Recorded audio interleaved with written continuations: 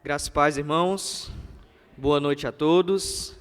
Mais uma vez, maravilhoso estar aqui com a família de Cristo aqui de Pirangi, de Natal. Estive pela manhã compartilhando com os irmãos um pouco a respeito da palavra de Deus e nos alegramos muito de poder ver o Deus missionário, que foi o título da palavra, você vai poder ver depois. E a palavra dessa noite também, ela tem como base principal a palavra da manhã. Então você que está aqui essa noite, você que está assistindo pela internet, depois ouça a palavra da manhã, você vai conseguir compreender cada vez mais, ainda mais, a profundidade do que vai ser explanado nessa noite aos irmãos. Irmãos, eu gostaria que vocês abrissem suas Bíblias, por favor, no livro de Colossenses, capítulo 1, versículo 24.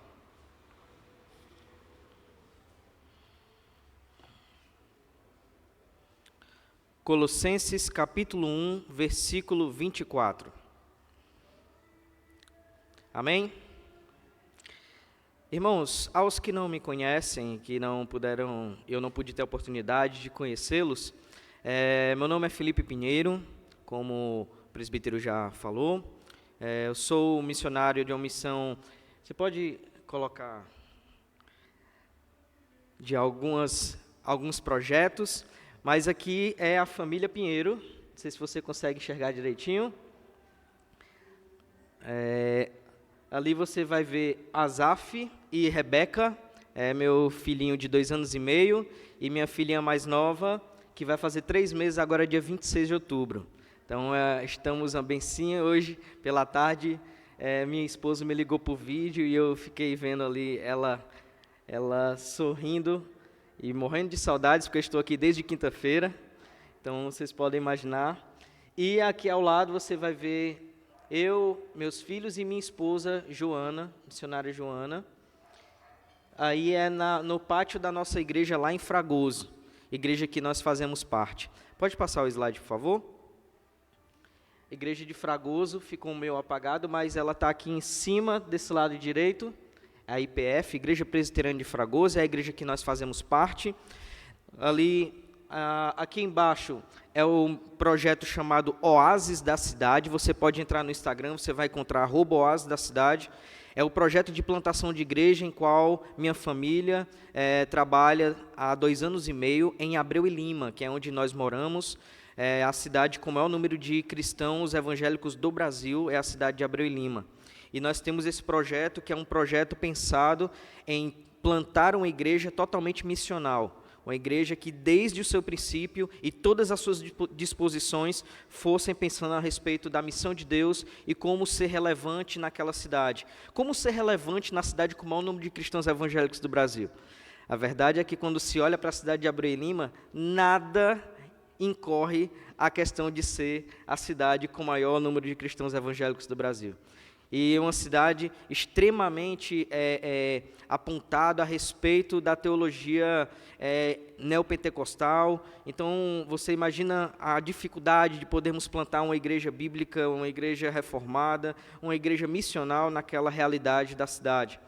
Ali à direita, eu faço parte da Sociedade Bíblica do Brasil, eu represento a Sociedade Bíblica do Brasil na parte relacional, institucional, com igrejas, seminários, com a diversidade e a gama que a Sociedade Bíblica do Brasil serve, junto com a Igreja do Senhor, tendo a oportunidade muitas vezes de participar de encontros incríveis, como há mais ou menos 2 meses eu pude sentar e passar quase 3 horas conversando com o prefeito de Campina Grande sobre projetos voltados para que aquela cidade cada vez mais seja relevante e possa trazer projetos de benefícios para toda a cidade a partir dos preceitos bíblicos. Ele é um cristão, a família dele quase inteira é presbiteriana, e nós podemos estar ali a partir deste projeto. Então, eu glorifico a Deus por poder mais uma vez também estar nesta igreja parceira, grande parceira da Sociedade Bíblica do Brasil, que é a Igreja Presbiteriana de Pirangi, e a Pioneiros, que é a missão que eu faço parte, é a missão a qual eu caminho já há 7 anos,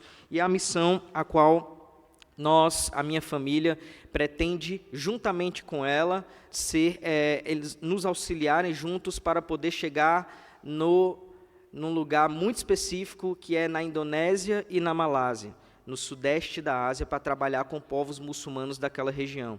Mais especificamente, com povos muçulmanos de origem tribal. Então, é uma especificação dentro de uma especificação. Então, vocês imaginem, para a glória de Deus, dos 15 anos que eu completo esse ano como missionário, como caminhada missionária, já fazem 13 anos que eu me preparo para esse campo, e ainda vou passar mais uns 5 ou 6 aí me preparando para esse campo, pela dificuldade de poder ser efetivo na pregação do Evangelho nessa conjuntura que é povos muçulmanos de origem tribal. E aqui no meio é o projeto da minha família, projeto Emaús, né? Se você pode ler ali, evangelizando muçulmanos, adorando o único Senhor. Para quem esteve pela manhã e vai poder ver a palavra pela manhã, vai entender o porquê, inclusive, desse final, adorando o único Senhor. É o entendimento de poder fazer a missão entre os povos não alcançados muçulmanos, mas sempre com o foco de levantar novos adoradores. Não apenas de dizer, anunciamos o Evangelho para 10 pessoas, mas de que nós estamos trabalhando fielmente para levantar novos adoradores até os confins da terra. Então, este é o nosso projeto. Peço que você ore e estarei também à disposição depois para poder falar um pouco mais a respeito deles. Amém? Irmãos, vamos fazer a leitura bíblica agora.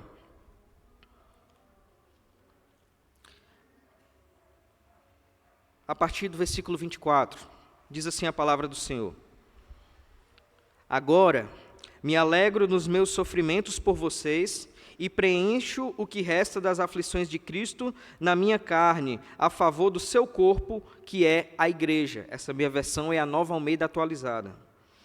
Da qual me tornei ministro de acordo com a dispensação da parte de Deus, que me foi confiada em favor de vocês, para dar pleno cumprimento à palavra de Deus, o ministério que esteve escondido durante séculos e gerações, mas que agora foi manifestado aos seus santos. A estes, Deus quis dar a conhecer a riqueza da glória deste mistério entre os gentios, que é Cristo em vocês, a esperança da glória.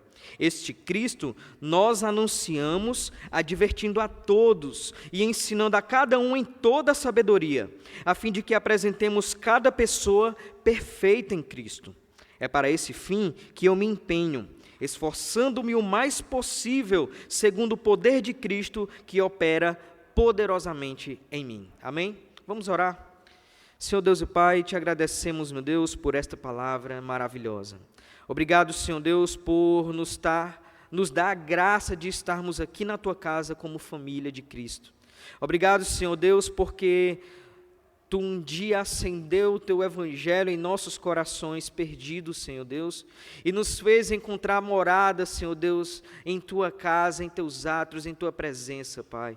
Obrigado, Senhor Deus, porque nós podemos ter a Tua palavra em nossa língua materna, Senhor Deus. Podemos compartilhar dela, Senhor Deus, e poder compreender de forma inteligível a Tua palavra. Obrigado, Senhor Deus, porque Tu chama a nós de filhos, Tu chama a nós de igreja Tua. E, Senhor Deus, somos gratos por isso, porque é imerecida a graça, Senhor. Meu Pai, te peço em nome de Jesus que Tu faça com que nossa mente e coração estejam cativos a Ti nessa noite, Pai. E que em nome de Jesus possamos ter a inteireza do Teu poder e da Tua virtude em alcançar todos os povos. Oh, meu Pai, em nome de Jesus, abençoa-me, meu Deus, como interlocutor da Tua palavra, meu Pai, em nome de Jesus, e opera poderosamente em nós nesta noite, para a glória do Teu nome. Amém. Irmãos, esse é um texto maravilhoso e incrível, esse texto de Colossenses, que é um livro ímpar, é um livro maravilhoso, a qual esta carta que foi escrita por Paulo, né, ela tem algumas definições nessa carta, né, históricas, que são muito curiosas de poder nós sabermos, para poder entender melhor o plano de fundo, né, o pano de fundo do que Paulo estava falando aqui para aquela igreja, que era uma igreja específica, mas ele falava também para uma região. Então nós temos aqui Colossos, que era uma cidade muito pequena. Colossos era uma cidade intermediária, fazia parte de um lugar que estava em ascensão por causa da cidade de Laodiceia, e foi isso que fez com que a cidade de Colosso crescesse até um pouquinho mais. Mas a verdade é que Colosso era como se ficasse na parte mais urbana daquela região, né? Uma parte mais onde as pessoas ficavam em aglomeração, tinha mais pobreza, tinha mais uma realidade afora do que estava experimentando ali aquela região. Colosso ficava a 160 quilômetros de Éfeso, e nós podemos ver ali que, na verdade, o evangelho ele foi se expandindo naquela região que era chamada Vale do Lico, e ela vai se expandindo de forma muito peculiar. Uma coisa engraçada de se pensar é de que o apóstolo Paulo nunca pisou na igreja de Colosso, mas de que ele pôde participar de forma muito ávida para a edificação e para o crescimento da igreja naquele local. Então, a igreja de Colosso, especificamente, ela surgiu através de um homem que é chamado de Epáfras, e esse homem, ele foi alcançado pelo evangelho na pregação de Paulo lá em Éfeso, mais ou menos no ano de 52 e 55 depois de Cristo. Naquele momento, onde ele recebe o evangelho naquele local, e mais ou menos o período em que Paulo está conversando com a igreja, aqui Paulo declara que está junto de Epáfras nesse momento, é mais ou menos 7 anos depois daquele momento em que Epáfras escuta a pregação de Paulo lá em Éfeso. E essa igreja que foi implantada por Epáfras, ela é quase toda formada por pessoas que são naturais de Colosso, né? E ela tem essa característica de que grande parte dos fundadores da igreja foram pessoas que foram convertidas lá em Éfeso através do ministério de Paulo em Éfeso, né? É muito descritivo como Paulo trata o próprio Epáfras, que foi o plantador da igreja. Dê uma olhada aí em Colossenses capítulo 1, versículo 7, olha só o que Paulo vai falar a respeito de Epáfras. Isso vocês aprenderam de Epáfras, vosso amado conservo, e em relação a vocês, fiel ministro de Cristo, o qual também nos contou o amor que vocês têm no Espírito. Paulo declara de que Epáfras, ele é aquele servo a qual ensina a igreja, a qual leva à igreja o ensino de Cristo, e que Paulo declara de que ele é um fiel ministro de Cristo. Logo mais adiante, nós vemos também, abra em Colossenses capítulo 4,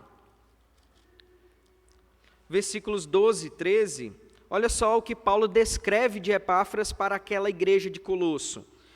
Epáfras, que é da igreja de vocês, manda saudações. Ele é um servo de Cristo Jesus que está sempre lutando por vocês em oração, para que vocês se conservem maduros e plenamente convictos em toda a vontade de Deus.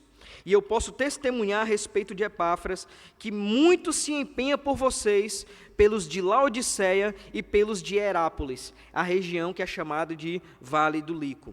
Então nós vemos aqui que Epáfras, ele tinha esse crédito, né, essa aprovação do apóstolo Paulo como ministro daquela igreja e daquela região. E aqui Epáfras, então, ele se reúne com Paulo com um intuito muito específico a respeito da igreja e do que ele estava vivenciando na igreja, que fez com que ele saísse de Colosso e fosse ao encontro de Paulo na prisão em Roma, e ele estava descrevendo a respeito de ensinos estranhos e que estavam adentrando no meio da igreja de Colosso, no meio da vida da igreja de Colosso, no meio do ensino da igreja de Colosso, por volta daquele momento, de outras pessoas que estavam levando esses ensinos dentro da igreja. Então, Epáfras se reúne com Paulo, tanto para orar pela igreja, de Colosso e pela igreja daquela região, como também para poder ter esse discernimento e uma direção de Paulo de como refutar esse ensino que entrava dentro da igreja. Irmãos, nós temos também aqui que entender que Paulo, ele trouxe, por meio principalmente dessa perícope, ele está com o intuito de trazer aos irmãos, à memória dos irmãos colossenses, a extensão do senhorio de Cristo Jesus, o modo da obra redentora de Cristo Jesus no plano de Deus, certo? Estes pontos. Primeiro, a extensão do senhorio de Jesus, o modo como a obra de redentora de Cristo no plano de Deus se dá, e também a perspectiva da aplicação disto através da vida da igreja, na igreja e através da vida da igreja, para a região aonde eles estavam plantados, que era a região de Colosso. Era uma região, como eu falei para vocês, que se dispunha de bastante problemas sociais, bastantes problemas econômicos. Então era uma igreja que não tinha uma facilidade muito grande, como a igreja de Laodiceia, ou como algumas igrejas que estavam em cidades com maior riqueza. Então nós vimos ali que a igreja, ela vivenciava alguns problemas nesse contexto, mas o foco do pastor, o foco de Epáfras, o plantador da igreja, era o fato de que haviam teologias, haviam ensinamentos, havia legalismos judaicos que estavam fazendo com que muitos irmãos ficassem um pouco perdidos, ficassem confusos a respeito da fé cristã, a respeito de quem é Cristo Jesus. Irmãos, eu gostaria de poder trazer para os irmãos, para que nós possamos contextualizar um pouco mais a respeito dessa palavra, que tem como título Completando as Aflições de Cristo. Nós vamos entender como que a igreja e cada cristão, por meio da igreja, nós somos chamados por Paulo, por Cristo, aqui através do anúncio de Paulo, para completarmos, para nós preenchermos, através da nossa vida, as aflições de Cristo, e entendermos como isso lidar. Eu queria pedir para que colocasse um pouco o slide, por favor. Eu quero poder trazer para os irmãos algumas perspectivas, tá? Não sei se vai conseguir enxergar bem, acho que vai conseguir. Irmãos, aqui nós temos uma grande pizza com diversas partes, né? Nós vamos ter aqui uma ilustração de como está distribuído toda a população mundial. Nós temos hoje no mundo mais de 8 bilhões de pessoas. Hoje nós temos 8,04 bilhões de pessoas. E como que elas estão distribuídas? Nós temos quase 30%, são 29,8%, distribuído entre etnias, pequenas etnias, pequenos povos. Para que vocês possam entender um pouco sobre isso, existe uma ilha chamada Papua Nova Guiné. Não sei se alguém já tinha ouvido falar nessa ilha. Papua Nova Guiné fica um pouco ao lado da Indonésia. Indonésia, Papua e Papua Nova Guiné. Foi uma ilha que foi colonizada pelos holandeses por muitos anos. Nessa ilha existem aproximadamente mais de 500 etnias em uma única ilha. Dessas etnias, mais de 300 têm línguas próprias. Você imagina o desafio de poder comunicar o evangelho num lugar desse? Que você está aqui trabalhando com uma tribo, você passa talvez 20 anos para aprender uma linguagem de forma direta de uma tribo que muitas vezes, a maioria das tribos não tem a escrita a ortografia feita da sua língua. Muitos missionários que trabalham com tradução bíblica, e eu pude conhecer a tia de um grande amigo meu missionário, a qual ela passou 30 anos trabalhando numa tribo africana, e ela primeiro aprendeu a língua da tribo, para depois ela poder aprender a identificar de uma forma mais correta como seria a grafia da língua da tribo. Depois ela teve que ensinar a tribo inteira a escrever a língua delas, para depois trabalhar numa tradução bíblica para a língua daquela tribo. Você imagina esse trabalho? Foi um trabalho de 35 anos. Eu tenho 34, só para você imaginar. Então, é mais do que uma vida entregue para poder trabalhar em uma daquelas etnias ali, certo? Depois vem a China. A China se configura como 19,6% de toda a população mundial. A China está entre os 5 países mais fechados para o evangelho do mundo. E aí você pensa, a maior parte da população mundial é de um único país, faz parte de um país fechado para o evangelho. Mas, irmãos, a grande bênção é que hoje a China, ela também está entre os 3 países que o evangelho mais cresce no mundo. Dentro de cavernas, dentro das casas dos irmãos escondidos, dentro dos buracos, eles encontram qualquer lugar. Presbítero, você sabe como é que é o seminário de um ministro na década de 70, de alguém que queria ministrar o evangelho para os chineses? As cadeiras deles era assim, era como pular de um lugar de 3 andares sem quebrar as pernas, como aguentar levar porrada nas costelas sem quebrar as costelas e alcançar os órgãos internos, como correr para que em certo distância, em certo tempo, para que ele não pudesse ser pego pelos oficiais. E outra coisa, todo ministro do evangelho chinês, ele tinha que decorar o Novo Testamento inteiro. Por quê? Porque não tinha Bíblia. Pelo simples fato de não ter Bíblia. Só para vocês terem ideia, era mais ou menos a perspectiva de Bíblias na China, há uns 30 anos atrás, somente 30 anos atrás, a perspectiva de Bíblia na China era uma Bíblia para mais de 1,5 milhão de chineses. Então, você consegue olhar e ver o trabalho desses irmãos nessa região. Depois vem a Índia, o país com o maior número de adoração de deuses. São mais de 600 milhões de deuses. Os missionários, quando chegam lá para falar de Jesus, as pessoas olham e dizem assim, mas que Deus é esse? Eu nunca ouvi falar desse Deus. É um novo Deus? De onde ele vem? O que ele faz? É muito difícil a contextualização para a evangelização, a pregação do evangelho em meio aos povos hinduístas, principalmente por causa da configuração cultural deles sobre as castas, aonde eles têm isso na cabeça, que se eles nasceram naquela determinada casta, eles não poderão ascender nunca a uma casta maior, né? E também eles sabem que não vão decrescer para uma casta menor, e isso dificulta muito para que aqueles povos possam receber o evangelho. E ali em terceiro lugar, os Estados Unidos, que é um país sobrealcançado, como nós falamos dentro da missiologia. O evangelho já se expandiu por todo o seu território, mas hoje os Estados Unidos ele já é chamado como um país pós-cristão. Ele já chegou quase no status do que a Europa já é hoje, um país pós-cristão. E em quarto lugar, a Indonésia, minha amada Indonésia. E ali está o maior povo muçulmano do mundo. Eu estava explicando para um irmão hoje pela manhã após a pregação. Eu trouxe para ele um dado, que é um dado muito curioso. Eu vou até apresentar esse dado a respeito do crescimento do islamismo. E ele me perguntou, por que o islamismo cresce tanto?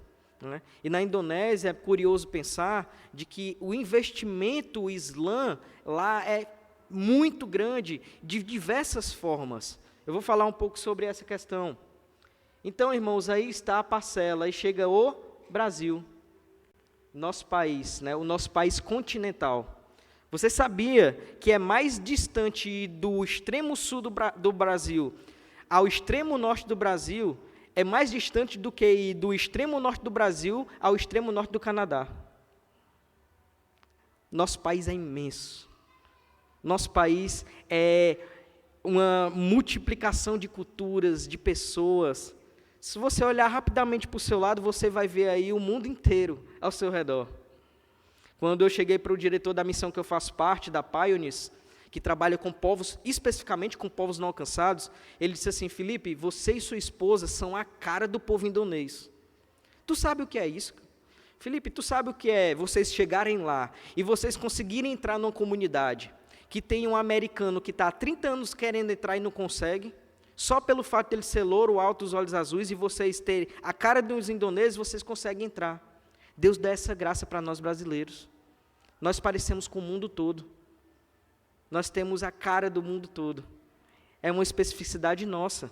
E ainda temos uma coisa melhor ainda. Onde um brasileiro chega, a primeira coisa que diz que quando a gente é brasileiro é o quê? Futebol, Ronaldinho, Pelé, Neymar. E ali já começa. o desenvolvimento de uma ponte para a pregação do Evangelho. Irmãos, destes povos, 3,4 bilhões estão abaixo da linha da pobreza. Quase metade de toda a população mundial está abaixo da linha da pobreza. Essa linha da pobreza se configura como pessoas que vivem com $3,20 ou menos do que isso. Para nós, hoje, é mais ou menos R$11. Vivem com essa quantia ou menos. Desses 3,4 bilhões, 1,8 bilhões estão abaixo da linha da extrema pobreza, que são pessoas que vivem com pelo menos 1,9 dólar. Isso é irreal. Você sabe o que é você viver um dia inteiro com R$6? Para tudo, viu? É tudo. Tudo de tudo. São pessoas que não conseguem ter acesso dentro das suas próprias comunidades onde elas vivem, de meios para poder saírem dessa realidade. É o que é a diferença entre a pobreza relativa e a pobreza absoluta. Essas pessoas vivem na pobreza absoluta. Elas não têm perspectiva, quando olham ao redor, de conseguir sair daquela realidade. Na pobreza relativa, não. Na pobreza relativa, existem meios dentro da própria comunidade onde elas vivem, que elas podem olhar e podem ver como poder ter saídas. E nós, como igreja, precisamos entender essas relações para poder sermos efetivos como igreja, aonde Deus nos planta. Passa, por favor. Aí, está um gráfico que mostra que nós, cristãos, no mundo, fazemos parte de 2,8 bilhões de cristãos. São 2,8 bilhões de cristãos, são quase um quarto de toda a população mundial. Mas existem ainda 3,40 bilhões de povos não alcançados, de pessoas não alcançadas. Um não alcançado é uma pessoa que nunca ouviu falar o Evangelho. Um povo não alcançado se configura como 2% ou menos da população cristã. Lugares onde existem milhões e milhões e centenas de milhões de pessoas e somente 2% ou menos ouviram falar o Evangelho, ou são cristãs. Isso é um povo não alcançado. Pode passar, por favor?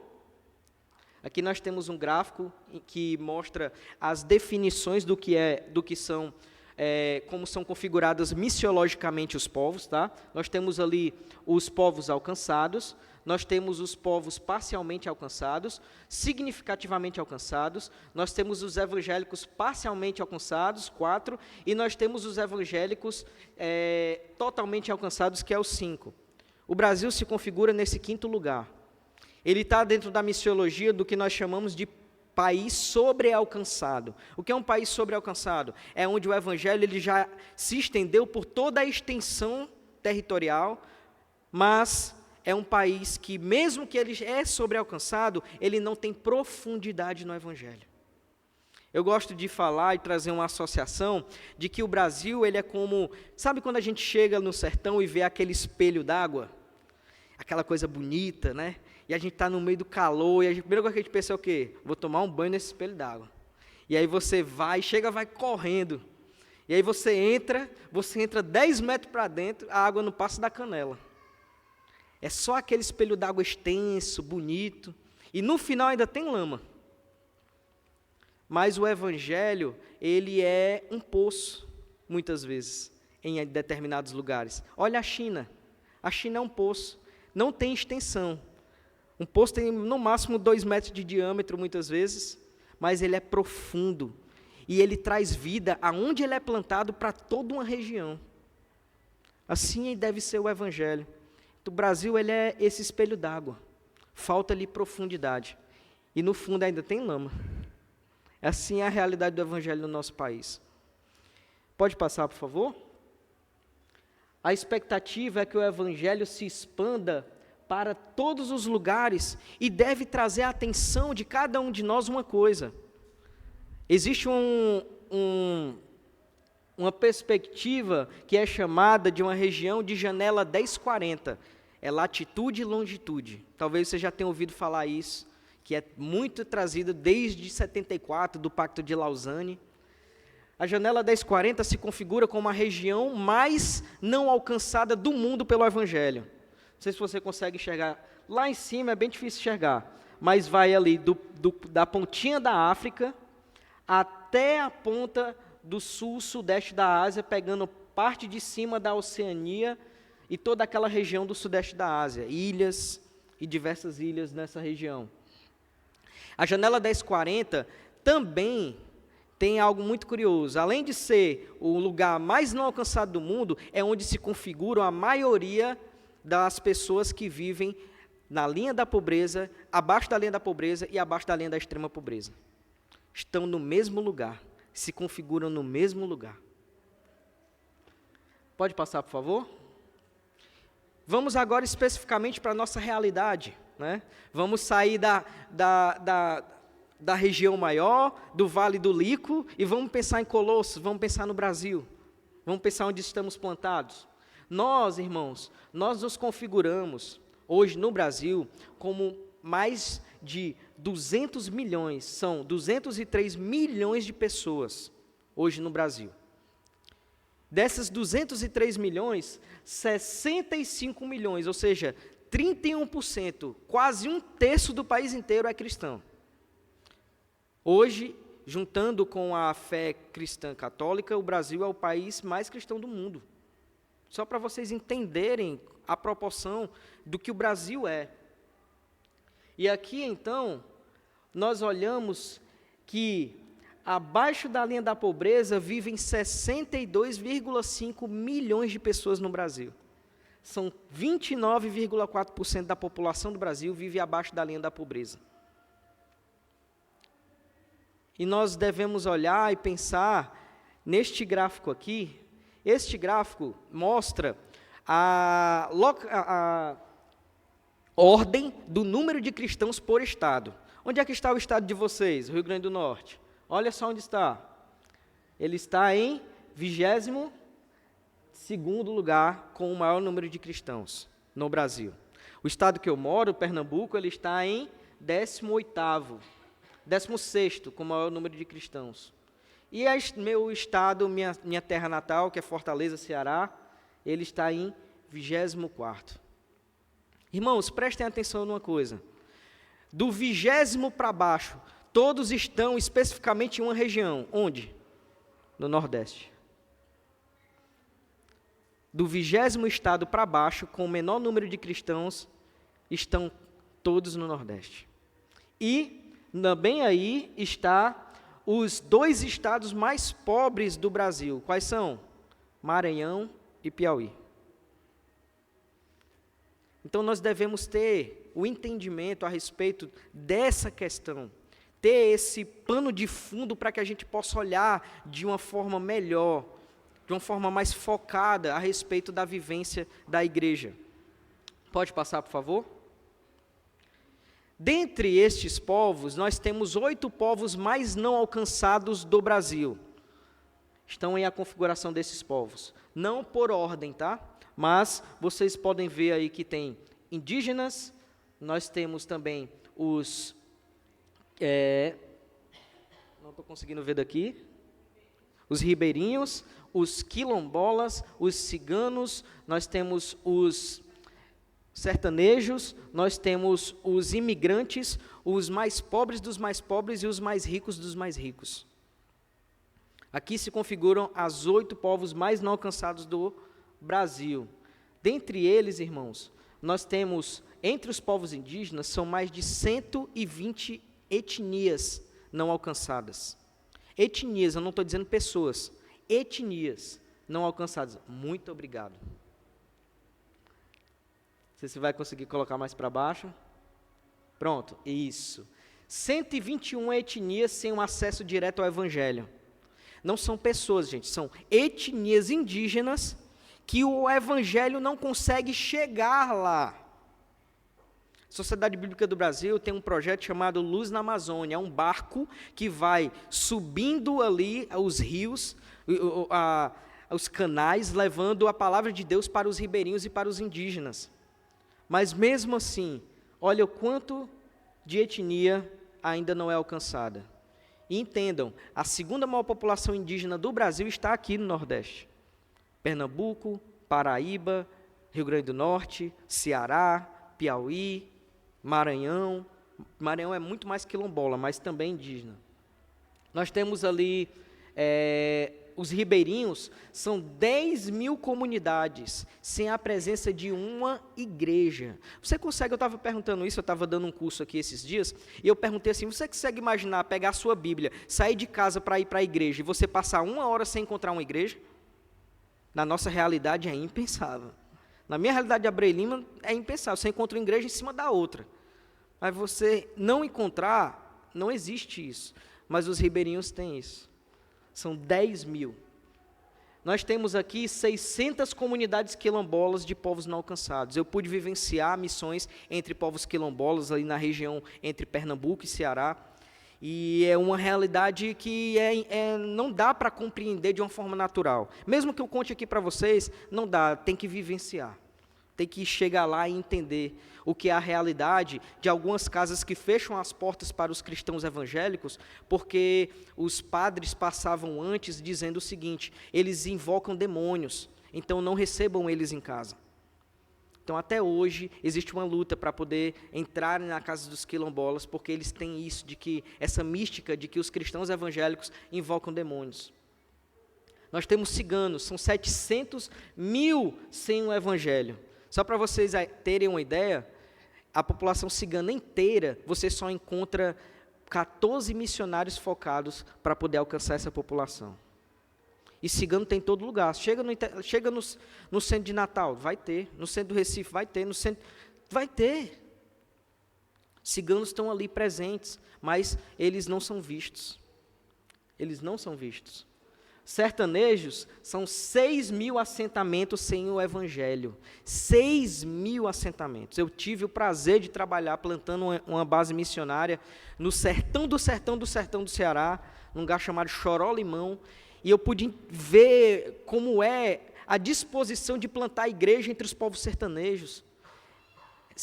Além de ser poucos trabalhadores, tem que ter um entendimento diferente, a forma de poder comunicar o evangelho, a caminhada, eles são muito relacionais, então precisa se relacionar. Irmãos, eu entrei numa casa e vi um homem com uma cruz, e na cruz tinha Maria pendurada, e a gente perguntou assim, mas que cruz é essa daí? Ele disse, não, é a cruz. Aí, mas não é Jesus? Aí está parecendo Jesus, não, é Maria. Aí, como assim Maria? Não, foi Maria que morreu na cruz, não. A gente abriu o evangelho, explanou o evangelho para ele, ele arrancou aquela cruz, deu para a gente, disse, queima, por favor, e ali ele se entregou a Jesus. E nós pudemos caminhar com ele que sofria de alcoolismo, nós tivemos que mandar ele para Fortaleza, para ele poder fazer tratamento lá de alcoolismo. Então, é muito mais complexo do que simplesmente pessoas que saem do reino do império das trevas e vêm para a luz. Imigrantes, são 100 países representados no Brasil. E sabe qual é a grande maravilha? Dos 100, 27 são fechados para o evangelho. E estão aqui no Brasil, no país onde tem igreja para todo lugar, onde tem Bíblia para todo lugar. E Deus está trazendo os povos para o Brasil. Tem muitas pessoas que quando pensam que a maior comunidade muçulmana está no Brasil, está lá em Foz do Iguaçu, e quando eu digo uma coisa que pouca gente sabe, que uma das maiores comunidades muçulmanas está se criando aqui no interior de Pernambuco, as pessoas ficam, meu Deus, vai chegar na minha porta, o que vai acontecer? Irmão, você deve olhar isso como uma bênção. Em vez de você investir tanto dinheiro para poder ir para o outro lado do mundo pregar o evangelho, Deus está trazendo eles para cá. Como nós podemos acolher essas pessoas e pregar o evangelho a elas? E os mais ricos e os mais pobres dos mais pobres. Eu até digo que para mim o mais difícil são os mais ricos dos mais ricos. Quem está empregando de forma intencional a sua vida para poder chegar nestes povos que são tão escanteados por nós? Muitas vezes os ricos dos mais ricos são vistos como perdidos. A ideia sempre é essa, mas eles já têm tudo, como é que a gente... Não, eles não têm nada, eles não têm um evangelho. Falta-lhes, quantos ricos muitos ricos. Eu conheci um homem lá em Fortaleza que ele era muito rico, ele tirou a própria vida porque não tinha sentido a vida dele mesmo em meio a toda a riqueza. Então é um povo inalcançado. Tem um irmão lá em Pernambuco, lá em Recife, ele é um grande empresário, ele me chamou para poder ir pregar num pequeno grupo que tem dentro da casa dele, lá no Paiva. É um lugar que é fechadíssimo, quase ninguém entra. Ali eu olhei, eu disse, meu Deus, riqueza é isso aqui. E eu pude entrar na casa e pude pregar o evangelho, falar do evangelho ali para mais de 30 pessoas, empresários daquela região que eu nunca iria conseguir alcançar. Mas aquele homem foi uma ponte. Eu não sou um ministro do evangelho, mas Deus me fez ministro aqui onde eu estou, e aí ele leva pastores, missionários para poder pregar para aquelas pessoas. Pontes de contato. Pode passar, por favor? E eu quero finalizar aqui e mostrar para vocês sobre a expansão. O cristianismo cresce 1,2% ao ano. O islamismo cresce 1,9% ao ano. Cresce mais do que o cristianismo. Eu estava explicando para o irmão como é que o cristianismo fez com que a Indonésia hoje fosse o país mais muçulmano do mundo. Sabe como? Eles lá construíam empresas nas comunidades e diziam, aqui tem trabalho, venham até nós, mas para isso você tem que se tornar um muçulmano, tem que fazer a confissão dos 5 pontos. E foi assim que o islamismo cresceu.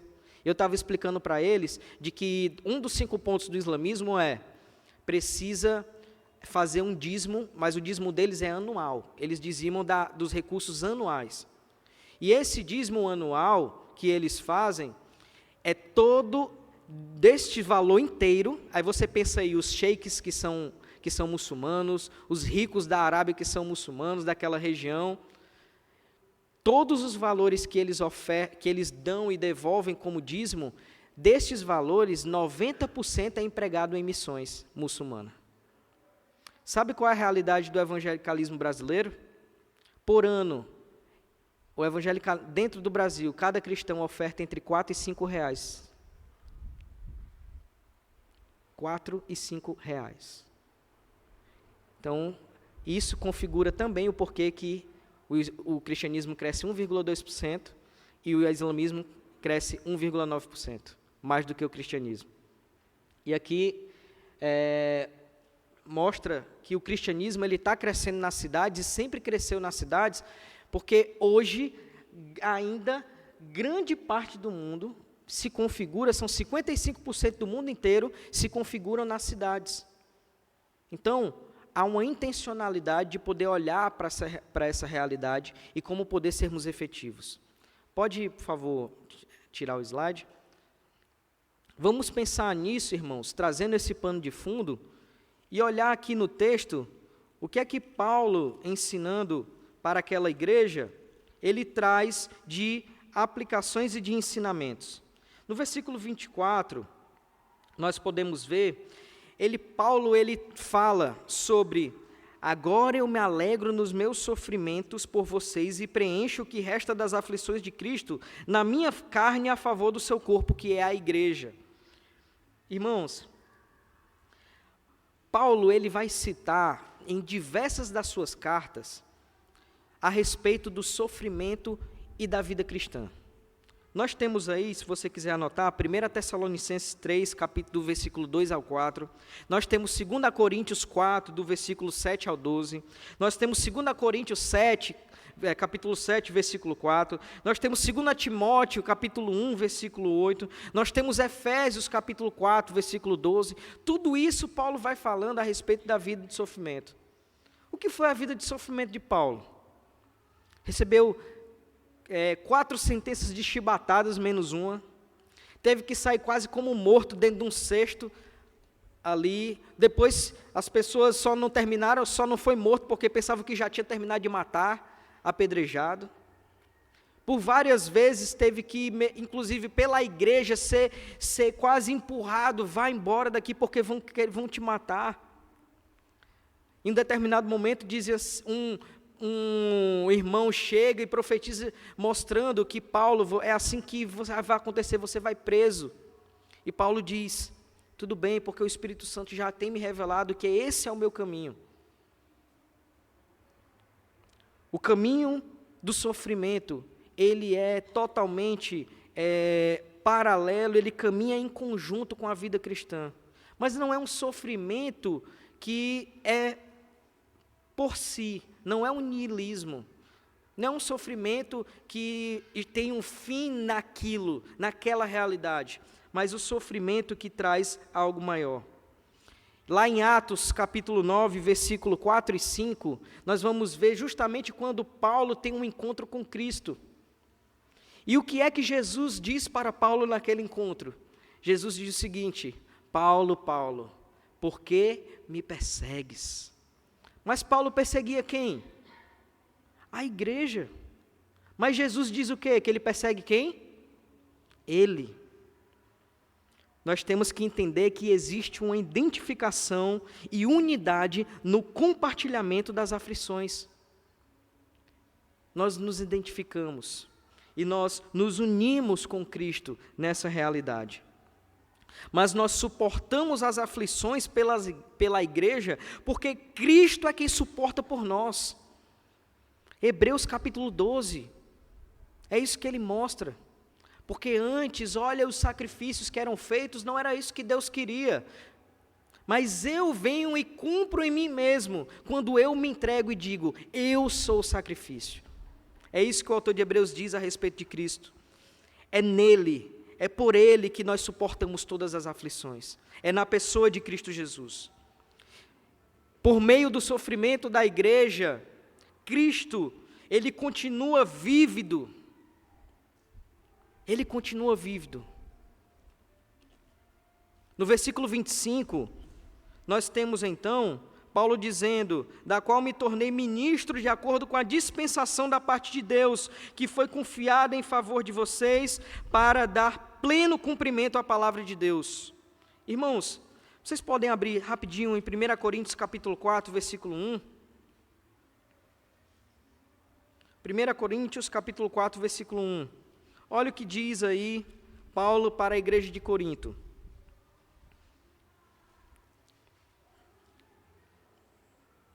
Amém? Assim, pois, importa que todos nos considerem como ministros de Cristo e encarregados dos mistérios de Deus. Ora, além disso, o que se requer destes encarregados é que cada um deles seja encontrado fiel. Todos nós somos ministros de Cristo. Paulo mais à frente vai nos chamar de ministros da reconciliação, por meio do Evangelho. Nós temos que entender uma coisa, irmãos, é missão de todos. Todos nós. E não tem como fugir da responsabilidade de compartilhar o Evangelho. Ao ponto que Paulo, ele descreve em 1 Coríntios de uma forma bem ávida e exclamativa, quando ele diz, ai de mim, se não compartilhar o ministério dessa graça. Ai de mim, se guardar só em mim. Lembra de Jeremias, quando diz... devido aos sofrimentos que passava, que inclusive Jesus, ele é comparado, ele é tão incrível porque o ministério de Jeremias, ele não foi reconhecido de forma nenhuma, só Baruque reconheceu o ministério de Jeremias. Mas lá em Mateus capítulo 16, quando Jesus pergunta, o que eles dizem que eu sou? Quem eles dizem que eu sou? Ele diz assim, dizem que tu és Jeremias. Jeremias, lá no fim, ele é considerado igual a Cristo. Não importou que em terra o seu ministério foi reconhecido. Importou que os céus reconheceram o seu ministério. Então, nós vemos ali em Mateus 16 a realidade de Cristo Jesus. E nós temos que entender que quando nos traz a responsabilidade, isso quer dizer que Ele nos dá pleno cumprimento de completar os propósitos. Está na igreja. Eu mostrei ali aquele slide com um monte de missão que eu faço parte, né? Nenhuma delas cumpre a missão de Jesus. Nenhuma delas pode cumprir a missão de Deus. todas elas auxiliam quem cumpre a missão de Deus, porque quem cumpre a missão de Deus é a igreja. Só a igreja pode cumprir a missão de Deus. E até trago um ponto aqui, irmãos, entre aspas, um parênteses. Sempre desconfiem de pessoas que se intitulam missionários, mas não vivem a vida congregacional. Cuidado com essas pessoas, porque hoje são muitos lobos solitários. Ninguém pode viver missões se não tiver uma igreja local, porque missões começam na igreja local e termina com uma igreja local. O que mais o missionário pode querer fazer a não ser plantar uma igreja bíblica que tenha a palavra exposta para aquele povo? Não dá. Quantas vezes, irmãos, como missionário em outros lugares, buscavam igrejas que cuidassem das pessoas que a gente alcançava. Tempos depois, voltando naquele lugar, nós vimos as pessoas ali jogadas, vivendo a mesma vida, por causa da falta da compreensão da missão, falta de missionários daquela própria igreja que possam alcançar aquele povo e levar para dentro da sua realidade, discipular e cuidar daquelas pessoas. Então, desculpa, o vento está me atrapalhando um pouco. Então, irmãos, nós vamos para o versículo 26, aonde diz assim: o mistério que esteve escondido durante séculos e gerações, mas agora foi manifestado aos seus santos. Que mistério é esse? Que grande mistério é esse? Em 1 Coríntios, capítulo 2, a palavra vai nos descrever a respeito sobre o que é este mistério. O mistério é Cristo crucificado. Esse era o mistério que era encoberto a todos, e que este mistério ia ser estendido a todos os povos. Isso é a maravilhosa graça. Olha só o que diz próprio Paulo em Colossenses capítulo 2, do versículo 2 e 3. Faço isto para que o coração deles seja consolado e para que eles, vinculados em amor, tenham toda a riqueza da plena convicção do entendimento, para conhecimento do mistério de Deus, que é Cristo, em quem estão ocultos todos os tesouros da sabedoria e do conhecimento. Cristo é o mistério que é revelado ao mundo. Nada mais do que Cristo. Somente Cristo. Temos que entender, irmãos. Mas, segundo Efésios capítulo 3, versículo 10, olha só a realidade que Paulo nos traz neste versículo tão conciso, quando ele na perícope, quando ele no contexto está falando justamente destes mistérios, ele declara no versículo 10, essa realidade de que, e isso para que agora, pela igreja, a multiforme sabedoria de Deus se torne conhecida dos principados e das potestades nas regiões celestiais. Por meio de quem? De mim e de você. Por meio de nós. Por meio da igreja.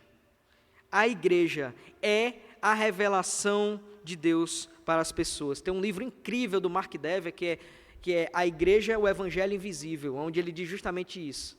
A igreja, ela é o Evangelho de Cristo manifestado por meio da vida, por meio das proporções a qual caracterizam o que é a igreja de Cristo. E é tão maravilhoso, irmãos, no versículo 27, porque ele diz o seguinte: a estes Deus quis dar a conhecer a riqueza da glória deste mistério entre os gentios, que é Cristo em vocês, a esperança da glória. A estes quem, irmãos? A estes que o próprio, eu acho maravilhoso, um dos livros mais incríveis, eu sei que o reverendo Diogo, ele estava teve um tempo em que ele estava expondo o livro de Tiago, eu até acompanhei, onde o primeiro versículo diz quais são estes. Quando diz assim Tiago, no seu prefácio, na sua saudação, diz: servo de Deus e do Senhor Jesus Cristo, as 12 tribos que se encontram na diáspora, a Israel de Deus, eu e você. Quando Deus olhou na eternidade a sua Israel, Ele estava olhando cada um de nós. Foi porque, irmãos, muitos assumiram aquilo que o Espírito Santo os transformou, que a palavra diz lá em Atos capítulo 1, versículo 8, a qual o Espírito Santo, ele vem para poder nos capacitar para sermos testemunhas. Essa palavra testemunha em grego significa martiria. É a mesma palavra que dá origem à palavra mártire. Pessoas que vivem a sua fé ao ponto de definharem, morrerem naturalmente, mas viverem eternamente, para que o nome de Jesus seja exaltado e chegue a todas as pessoas. É por causa destes homens que nós estamos também aqui. Salmos 96, desde antes, Deus já falava, irmãos. Deus já falava dos seus intentos. Lá em Salmos 96, do versículo 1 ao 4, olha o que é que a palavra de Deus nos diz. Cantem ao Senhor um cântico novo, cantem ao Senhor todas as terras, cantem ao Senhor, bendigam o seu nome, proclamem a sua salvação dia após dia, anunciem entre as nações a sua glória, entre todos os povos as suas maravilhas, porque o Senhor é grande e digno de ser louvado, mais temível do que todos os deuses. Entre todos os povos, entre todas as pessoas. Quando nós vemos o original do texto que diz, até os confins da terra, a intenção ali do texto, na verdade, é até a última pessoa. Porque não é sobre geografia. Geografias são transformadas a partir de pessoas. São sobre pessoas. É sobre encontrar gente. É sobre relacionamento. É isso que Paulo vai trazer nessa segunda parte, onde, a partir do versículo 28, ele diz, este Cristo nós anunciamos, advertindo a todos e ensinando cada um em toda sabedoria, a fim de apresentemos cada pessoa perfeita em Cristo. É para esse fim que eu me empenho, esforçando-me o mais possível, segundo o poder de Cristo que opera poderosamente em mim. Gente, isso é incrível. O que é a disposição da vida da igreja? A disposição da vida da igreja para ser eficaz e relevante é viver em advertência por meio do Evangelho, ensino por meio do Evangelho e anúncio deste Evangelho. Dentro da missiologia, nós temos um estudo que é chamado de ciclo paulino. No ciclo paulino, nós só somos chamados de discípulos quando o ciclo é completo. O que é que o ciclo diz? O evangelho é anunciado e chega ao seu coração. A partir dali, então, você é consolidado como um cristão, depois você entra numa vida de discipulado, depois você entra na vida de capacitação, e aí você é enviado para pregar o evangelho. Nesse momento, você se torna um discípulo. Não é quando eu recebo o evangelho em meu coração. É quando eu estou, olha o que é que Paulo diz aqui de uma forma tão clara. Quando Paulo diz o seguinte, a fim de que apresentemos, parte B do versículo 28, a fim de que apresentemos cada pessoa perfeita em Cristo Jesus. Essa palavra significa filhos maduros, pessoas que entendem espiritualmente, racionalmente e intencionalmente o que é e qual o papel de cada um aqui nesta terra.